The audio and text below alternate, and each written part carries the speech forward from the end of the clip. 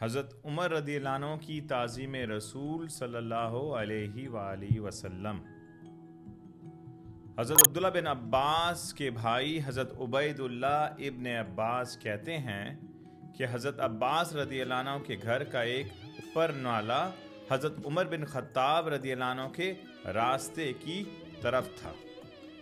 ایک دفعہ حضرت عمر رضی اللہ عنہ نے جمعہ کے روز اپنے کپڑے پہنے اور اسی دن حضرت عباس کے لیے 2 چوزے ذبح کیے گئے تھے۔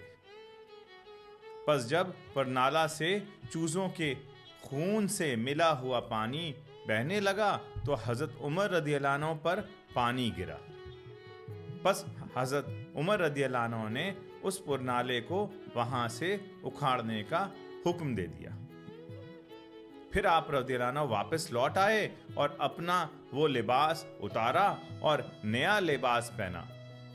پھر آ کر لوگوں کی امامت کروائی۔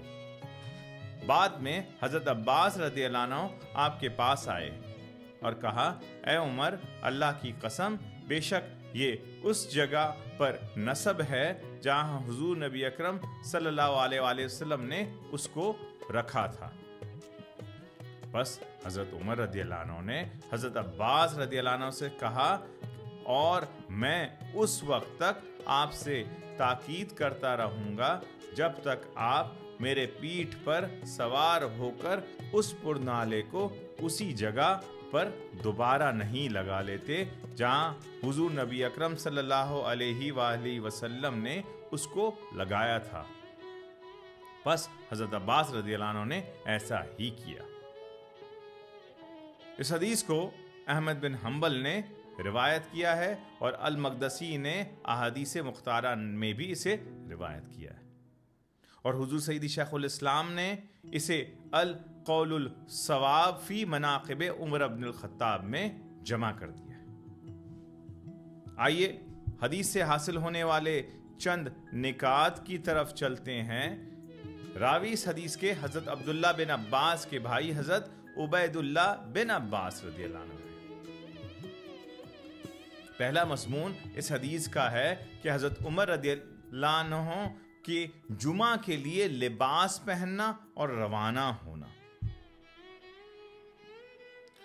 دوسرا مضمون کے لیے کہ راستے سے ان کا گزر ہونا جہاں برسات کے لیے چھت پہ پر نالا جو نالی ہوتا ہے، ڈرینیج ہوتا ہے، اس کا لگا ہونا۔ اور تیسری یہ بات کہ وہاں سے پانی کا گرنا اور وہ پانی بھی خون سے ملا ہوا تھا، اور اس پانی کے ذریعے سے امیر المومنین کے کپڑوں کا خراب ہو جانا، اور اس پانی میں خون ملا ہونا اور ناپاک ہونا تھا۔ اب یاد رکھیں، جب ناپاک پانی گرے کپڑے پر اور اس کا جو مقدار ہے وہ زیادہ ہو تو پھر پورا کپڑا دھونا پڑتا ہے۔ اب حضرت عمر بن خطاب امیر المومنین ہیں، جمعہ کی نماز پڑھانے جا رہے ہیں، تو آف کورس پھر وہ جمعہ کے نماز پڑھانے میں اور ساری چیز میں ڈیلے ہو گیا۔ پھر حضرت عمر رضی اللہ عنہ کا وہاں سے گزر واپس چلے جانا اور نیا لباس پہننا، لیکن اس موقع پر اس کے اکھاڑنے کا حکم دے دینا نالے کا۔ حضرت عمر کو اس نالے کو اکھاڑنے کے حکم دینا کیونکہ لوگوں کو اس سے تکلیف ہو رہی ہے۔ انہوں نے خود بھی اس کا مشاہدہ کیا تھا اور اسی لیے آپ نے اسے اکھاڑنے کا حکم دے دیا۔ چوتھی بات، اور پھر مسجد میں آ کر نیا لباس پہن کر لوگوں کی امامت کروانا۔ اب آپ دیکھ لیں کہ امام کے کپڑے کی ریکوائرمنٹس کیا ہے۔ وہ دین کا دائی ہے، دین کا ریپریزنٹیٹیو ہے، تو اس کے جو وقار ہو، کپڑے کے کوالٹیز ہوں، ایک بہت ہی عمدہ لیول کے ہونے چاہیے۔ ایز اے لیڈر جو چیز ہرڈل کریٹ کر رہی تھی اس کی جو ہے ریموو کرنے کا حکم دیا آپ نے۔ اس کے بعد پھر جب یہ پرنالہ وہاں سے اکھاڑ دیا گیا تو پھر جس گھر میں یہ پرنالہ تھا اس ہستی کا آپ کے پاس آنا اور اس کی ریالٹی سے اسے آگاہ کروانا۔ جب ریالٹی کا حضرت عمر کو پتہ چلا تو پھر حضرت عمر نے فرمایا کہ آپ میرے پشت پر کھڑے ہو جائیں اور اس نالے کو اسی جگہ پر واپس لگا دیں، کیونکہ اس پر نالے کو رسول پاک صلی اللہ علیہ وآلہ وسلم نے یہاں پر لگایا تھا۔ پھر عمر کا کیا مجال کہ اس کو بدل دے۔